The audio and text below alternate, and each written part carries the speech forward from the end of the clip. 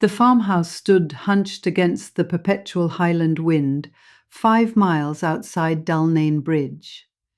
3 years it had been since the last delivery van had rattled up the track, leaving a box of groceries on the doorstep. 3 years of silence, broken only by the bleating of sheep and the mournful cry of curlews.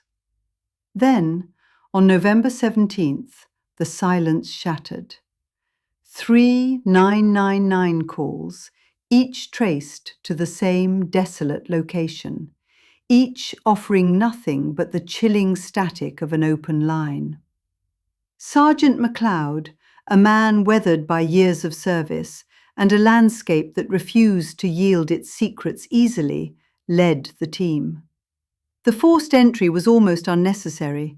The old wood splintered with a sigh, as if relieved to be breached after so long. Inside, the air hung thick and heavy, a suffocating blanket of dust and decay. Cobwebs, like ghostly shrouds, draped the furniture, clinging to every surface. The house felt dead, a mausoleum of forgotten memories.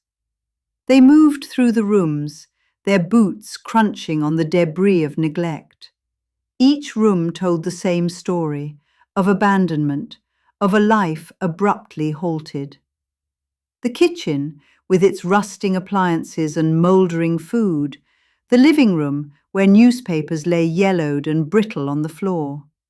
A thick layer of dust coated everything, undisturbed for years. It was as if time itself had given up on the place.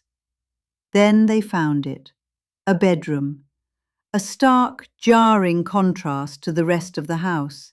It was immaculate. The bed was neatly made, the covers pulled tight. A colourful rug lay on the floor, its patterns vibrant and unfaded. Toys, a wooden train set, a collection of stuffed animals, were arranged on shelves, each in its designated place. Clothes, neatly folded, filled the drawers and cupboards. The air here was clean, almost sterile, devoid of the musty odour that permeated the rest of the house.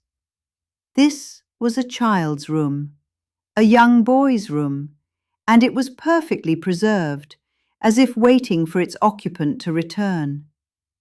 In the centre of the room, bathed in the pale light filtering through the window, sat a rocking horse.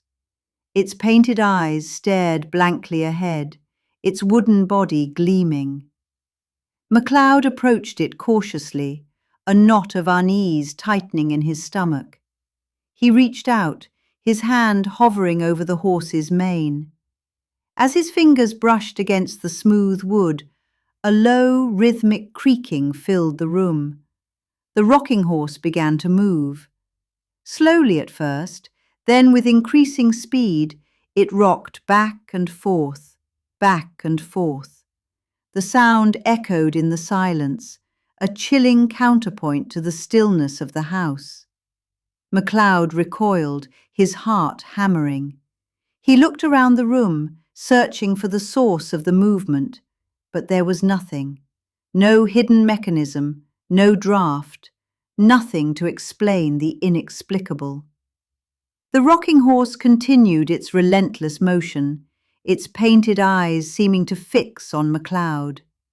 A whisper, barely audible, seemed to emanate from the room, a child's voice, soft and plaintive. "Play with me," it seemed to say. "Play with me." The other officers, drawn by the sound, crowded into the doorway. They stared in disbelief at the rocking horse, their faces pale in the dim light. One of them, a young constable named Fraser, reached for his radio, his hand trembling. "We need backup," he stammered. "We need something." But MacLeod held up a hand, silencing him. He took a deep breath, trying to regain his composure. He was a policeman, a man of reason. There had to be an explanation. He stepped closer to the rocking horse, his eyes narrowed. He noticed something he hadn't seen before, a small, almost invisible thread tied to one of the horse's legs. The thread led to a crack in the wall, a crack that seemed to pulse with a faint, unnatural light. MacLeod reached for the thread, his fingers brushing against something cold and smooth.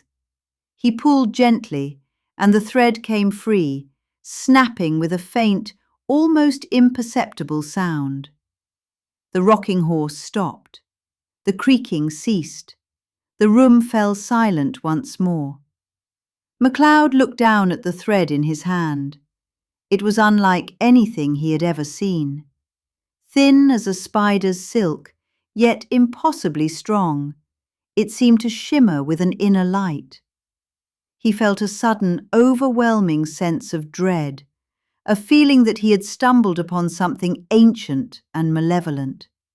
He knew, with a certainty that chilled him to the bone, that this house, this room, was not just abandoned. It was haunted. And whatever had been keeping this boy's room preserved, whatever had been making the rocking horse move, was still here, watching, waiting. He backed away slowly, his eyes fixed on the crack in the wall. He knew, with a growing sense of horror, that they had only scratched the surface of the darkness that lay hidden within the walls of the farmhouse. And he knew, with a chilling certainty, that they were not alone.